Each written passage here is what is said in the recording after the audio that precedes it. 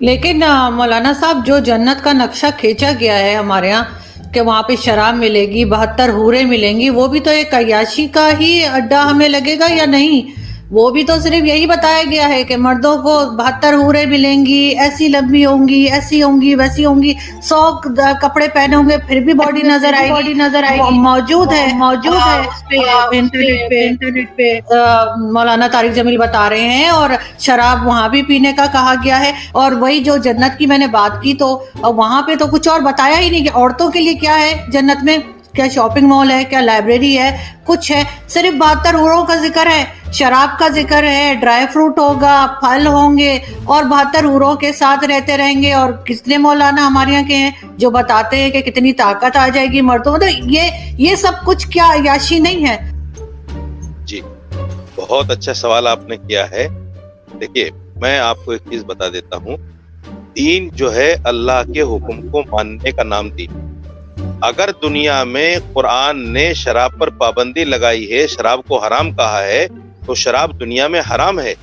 اور اگر قرآن یہ کہتا ہے کہ جنت میں جانے کے بعد انسان کو شراب طہور کہا ہے، اس کو شراب طہور کا مطلب پاک پانی، اور جنت میں جا کر اگر ہمیں اللہ اس کا بدل دے رہا ہے، اس کا ثواب دے رہا ہے، اس کی جزا دے رہا ہے، تو اس پر تو اعتراض نہیں ہونا چاہیے مسلمان کو۔ لیکن آپ نے وہ مجھے 72 حوروں والی بات نہیں بتائی کہ وہ 72 حوروں کا جو بتایا گیا ہے مردوں کے لیے وہ کیا ہے؟ کیا وہ عیاشی نہیں ہے؟ وہاں پہ اور تو کچھ نہیں بتایا کہ نہ شاپنگ مال ہے، نہ لائبریری ہے۔ عورتوں کے لیے کیا ہے؟ فار ایگزامپل میں بہت اچھے کام کرتی ہوں، سارے اسلام کے رول فالو کرتی ہوں، میں جنت میں جاؤں گی، مجھے وہاں کیا ملے گا؟ آپ جنت میں ان 72 حوروں کی سردار ہوں گی،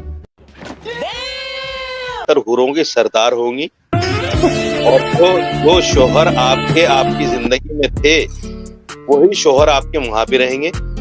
اگر آپ کے شوہر بھی اچھے کام کرتے ہوں گے، اگر دونوں آدمی جنت میں جائیں گے تو ظاہر بات ہے آپ ان حوروں کی سردار رہیں گی۔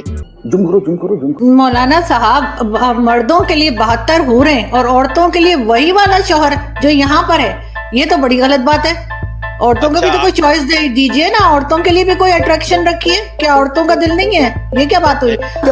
کتنی اوسم ہے، اتنے تیجسوی لوگ ہیں ہمارے پاس، کتنے شاندار وچار رکھتے ہیں۔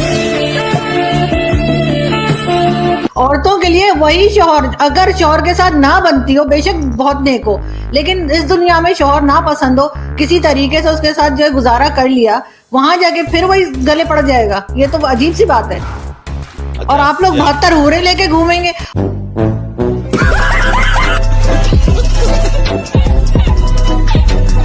اور ہمارے یہاں تو مولوی بہت کہانیاں بتاتے ہیں 72 حوروں کی کہ کس طرح کی ہوں گی، ایسی حسین ہوں گی، ایسی ہوں گی، تو مطلب یہ تو بڑی ناانصافی ہے۔ دیکھیے یہ سوال مجھ سے نہیں بنتا، یہ سوال آپ اللہ سے کیجیے جس نے جنت میں مسلمان کے لیے یہ چیزیں رکھی ہیں، یہ سوال اللہ سے بنتا ہے۔ کون ہے آپ؟ مسلمان چوری بھی کرتا ہے، مسلمان زنا بھی کرتا ہے، مسلمان جھوٹ بھی بولتا ہے، مسلمان شراب بھی پیتا ہے، مسلمان گالی بھی دیتا ہے، مسلمان اپنے پڑوسی کو ستاتا بھی ہے، مسلمان اپنے بھائی کا مال بھی کھاتا ہے۔ جو پوچھا جائے اس کا جواب دو، کون ہو تم؟ نہیں دیکھیے، ہم کنورٹڈ مسلمان ہیں، اس میں کوئی دو رائے نہیں۔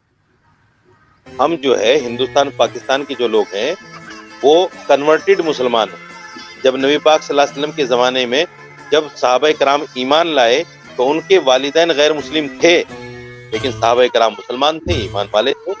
تو یہ تو نہیں کہا جا سکتا کہ اگر ماں باپ غیر مسلم ہیں تو پھر اولاد مسلمان نہیں ہو سکتی۔